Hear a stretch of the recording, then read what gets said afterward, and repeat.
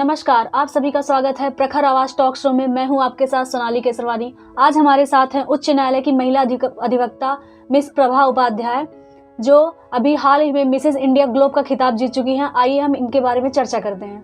Ma'am, बहुत बहुत स्वागत है आपका हमारे इस प्रखर आवाज टॉक शो में। मैम, आप ये बताइए कि आपका बचपन से इस फील्ड में इंटरेस्ट रहा था या फिर आगे चल के आपका करियर इधर आने का मन किया आपका? जी देखिए, रुझान की बात करूँ तो बचपन से एक रुचि होती है इंसान के मन में, लेकिन आगे चलकर उसे सोशल तरीके से जीने के लिए, एक समाज में स्थान ग्रहण करने के लिए उसे करियर कभी कभी अलग चुनना पड़ता है। तो शुरू से रुचि ज़रूर थी मेरी, नृत्य, संगीत और मुझे लिखने का भी शौक़ है। स्विमिंग भी मैं करती थी। अच्छा, तो मेरा रुझान उधर भी था, पर मेरे मन में अधिवक्ता बनने का भी रुझान था कि मुझे अधिवक्ता भी बनना है। क्योंकि हमारे टाइम में आज से 20 साल पहले जो है ये चलन नहीं था, इतना संगीत और कला को इतना महत्व नहीं दिया जाता था जितना अब देते हैं। मुझे अच्छा लगता है कि अब दिया जा रहा है, तो ये अच्छी चीज़ है कि लोग समझते हैं कि बच्चों की रुचि किधर है। तो हमारे समय में इतना नहीं था, लेकिन वो जीन जो अंदर था उसे एक प्लेटफॉर्म मिला और उस प्लेटफॉर्म पे मेरी किस्मत अच्छी थी। मैंने मेहनत भी की और मेरी किस्मत भी थी। ईश्वर का आशीर्वाद रहा, माता पिता परिवार का आशीर्वाद रहा कि मैं सक्सेस हो गई और मेरी रुचि आज एक प्लेटफॉर्म के ज़रिए आप लोग के सामने आ गई। मैम, आपने कहा ना परिवार का बहुत बड़ा हाथ था, तो पहले के टाइम पे हम देखते थे परिवार इन सब चीज़ों को लेकर के ज़्यादा खुलकर सामने नहीं आता था, ज़्यादा समाज की वजह से सपोर्ट नहीं करता था। कितना बड़ा हाथ रहा आपका परिवार आपके पीछे? परिवार का कितना बड़ा हाथ था और कौन ऐसा शख्स है जिसका आप नाम लेना चाहेंगी, जो आपको हमेशा सपोर्ट किया है? जी देखिए, मैं एक महिला हूँ। महिला के जीवन में 2 बार आते हैं जीवन में शख्स जो बहुत ख़ास होते हैं, एक जो शादी के पूर्व, एक शादी के बाद। तो मेरे जीवन के पहले शख्स रहे, नो डाउट, मेरे पिता रहे। मेरे पिता बहुत खुले विचारों के थे। वो ब्राह्मण परिवार से मैं बिलोंग करती हूँ और हमारे यहाँ एक वैदिक कल्चर है, एक पूजा पाठ से जुड़े हुए सत्कर्म वाले हम लोग हैं। उसमें भी पिताजी उस कल्चर से रह गए, इतने बोल्ड थे, उनकी विचारधारा इतनी बोल्ड थी। वो चाहते थे बच्चियाँ मेरी आगे बढ़ें, पढ़ें। हमारे घर का रिवाज था, सबके घर में होता है कि बेटे को लोग ज़्यादा तवज्जो देते हैं, पर हमारे यहाँ आप हमारे भाइयों से पूछेंगे तो उन्हें यही शिकायत रहती थी कि पापा, सबके घर में लोग बेटा बेटा करते हैं, हमारे घर में बेटी बेटी होता है।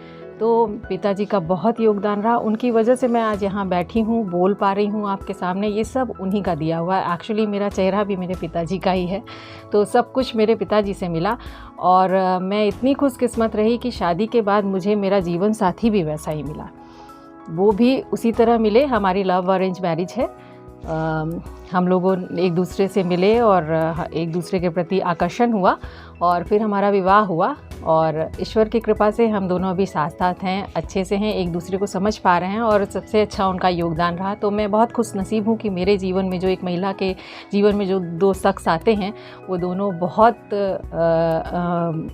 प्यारे मिले मुझे और मैं इसके लिए ईश्वर का भी धन्यवाद करूँगी। अभी मेरे पिताजी मेरे साथ नहीं हैं, पिछले कोविड के टाइम जो है उन्हें हार्ट अटैक आया और वो नहीं रहे हमारे साथ, लेकिन मुझे पता है कि वो यहाँ हैं। तो जहाँ पे भी हैं पिताजी मुझे देख रहे हैं और मैं हमेशा चाहूँगी कि हर जन्म में मुझे यही पिता मिले और हर जन्म में मुझे यही पति मिले। मैम, आप एक वर्किंग वुमेन हैं और आप हाउसवाइफ भी हैं, तो आप कैसे मैनेज करती हैं अपने काम और घर को? जी हाँ, ये बहुत अच्छा प्रश्न है। मेरा यही मानना है कि एक महिला जो होती है वो एक अच्छी मैनेजमेंट होती है। उसमें जितनी मैनेजमेंट की क्षमता होती है वो पुरुषों में थोड़ा सा उससे कम होता है, क्योंकि महिला को हर जगह एडजस्ट करना पड़ता है। उसे एक छोटा कमरा दे दीजिए, एक छोटा बिस्तर दे दीजिए, आप लड़के लड़की को बैठा कर देखिए। लड़के खेलते हैं, लड़कियां खेलती हैं। लड़कियां खेलेंगी, उसे समेटेंगी खिलौने को और रख देंगी। लड़के खेलेंगे, वहीं फैला के चले जाएंगे। तो वो बचपन से दिखता है कि उनमें मैनेजमेंट की कितनी वो क्षमता होती है। बाकी धीरे धीरे जब आप बड़े होते हैं तो आप में परिपक्वता आती है, तो आप धीरे धीरे सीख जाते हैं और आपकी स्मार्टनेस नो डाउट है, आप उसको मैनेज करिए जैसे मैं करती हूँ। मैं सुबह उठती हूँ, मैं अपनी दिनचर्या मैंने फिक्स कर रखी है। उस सुबह उठना, उसके बाद अपने घर के काम निपटाना, फिर कोर्ट जाना, फिर छुट्टियों में जो हमें सैटरडे संडे मिलता है उसमें सोशल वर्क करना। और इस बीच जब ये कॉन्टेस्ट हुआ तो उस दौरान थोड़ा कोविड का भी था, तो हमारी कोर्ट वर्चुअल चल रही थी, बंद हो गई थी, तो थोड़ा सपोर्ट मिल गया मुझे कि थोड़ा टाइम मिल गया और मैंने उधर भी अपना और एक प्लेटफॉर्म मिल गया जिसमें मेरी रुचि थी, मैंने उधर थोड़ा सा प्रयास कर लिया और सफल हो गई। मैम, आप काफ़ी एनजीओ से भी जुड़ी हुई हैं, गरीब बच्चों की मदद करना, महिलाओं को सपोर्ट करना, वृद्धों की हेल्प करना, ये सब आपका सुनने में आया कि आप काफ़ी करती हैं। तो आपका इस पर झुकाव कब से हुआ?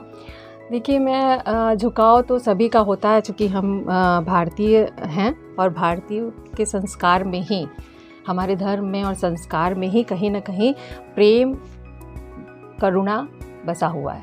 आपके अंदर भी है, मेरे अंदर भी है। हाँ, एक जगह होती है, पहले हम लोग छोटी छोटी चीज़ों में करते हैं, फिर एक जगह एक एनजीओ वगैरह से आप जुड़ जाते हैं तो वो एक बड़े प्लेटफॉर्म पे आ जाता है। तो मेरे ख्याल से मैं 2015 में जुड़ी थी। इनर व्हील क्लब है हमारा, उससे जुड़ी, वो एनजीओ का ही काम है उनका। उसी दौरान उनके ही ये सारे प्रोग्राम्स होते हैं, जैसे वो वृद्धाश्रम जाते हैं हम लोग, अनाथ आश्रम जाते हैं। हमने एक गांव भी अडॉप्ट कर रखा है जिसको पूरा खूबसूरत बना रखा है उसको। तो वो तरह तरह के काम करते हैं, उसी में मेरा उसमें भी थोड़ा सा योगदान रहता है, जिसमें मेरे दिल के करीब है। कैंसर पीड़ित बच्चों के लिए एक हम चैरिटी करते हैं हर साल। अगर कोविड नहीं रहा तो इस बार भी 8 मार्च को होगा। तो उसमें, उस प्रोग्राम में जो है हम सांस्कृतिक कार्यक्रम भी करते हैं, जिसको मैं ही ऑर्गेनाइज करती हूँ पूरा। तो इसी तरह से मैं जुड़ गई। 2015 से उस एनजीओ से जुड़ने के बाद ये सिलसिला एक ऊंचे स्तर पे आ गया। मैम, मिसेस इंडिया ग्लोब में आपका एक्सपीरियंस कैसा रहा? उसमें बहुत सारे राउंड्स होते हैं, आप उस राउंड्स को कैसे क्लियर किया आपने? जी, उसमें बेसिकली 4 राउंड थे। फर्स्ट डे हमारा फ़ोटो शूट था, सेकेंड डे टैलेंट राउंड था, जिसमें वो टैग भी मुझे मिला, मिसेस टैलेंट का भी, मुझे एक्टिंग और डांसिंग के लिए। उसमें मैंने उन लोगों को बीट किया, बाकी लोगों को, फिर उसमें भी जीती, मुझे सब टाइटल उसकी भी मिली। और उसके बाद दूसरे दिन जो हमारा मेन कंपटीशन था, उसमें कैटवॉक थी और क्वेश्चन आंसर राउंड। तो उसमें जो जजेस ने क्वेश्चन पूछा, उसे मेरे आंसर से वो सेटिस्फाई हुए, देन मैं विजयी हुई। अच्छा मैम, जो इस फील्ड में आना चाहते हैं, जो मॉडलिंग करना चाहते हैं, इसमें अपना करियर बनाना चाहते हैं, उनके लिए आप क्या संदेश देना चाहेंगे? देखिए, पहले तो थोड़ा मुश्किल होता था इस फील्ड में आना, क्योंकि कोई प्लेटफॉर्म इतनी आसानी से नहीं मिलता था। इक्का दुक्का नाम हमारे सामने थे, जैसे फेमिना वगैरह है, यही नाम थे, और वहाँ पे जाना एक मिडिल क्लास फैमिली के पर्सन के लिए थोड़ा मुश्किल होता है। लेकिन अब जो है, अब मीडिया इतना ब्रॉड हो गया है, ऑनलाइन हमारे पास इतने ऑप्शंस हो गए हैं, इतनी कंपनीज़, इतने बिज़नेस बड़े हैं कि जो ये बिजनेसमैन्स होते हैं वो अपने पैसे को इन्वेस्ट करते हैं अलग अलग प्रोडक्शन कंपनी में। तो धीरे धीरे ये सब ट्रेंड बढ़ता गया, लोगों का ब्यूटी की तरफ रुझान बढ़ गया। आप लोग अभी भी देख रहे होंगे कि काफ़ी दिनों से जो है अब लोगों का इंटरेस्ट हो गया है, अपने ऊपर लोग फोकस करने लगे, मुझे खूबसूरत दिखना है। पहले पार्लर वार्लर नहीं जाते थे लोग, अब पार्लर वार्लर को सबको क्रेज़ हो गया है कि अब जो है मुझे जो है अपने ध्यान रखना है। ये सब चीज़ें बढ़ती जा रही हैं दिन प्रतिदिन, और ये बढ़ती भी जाएंगी।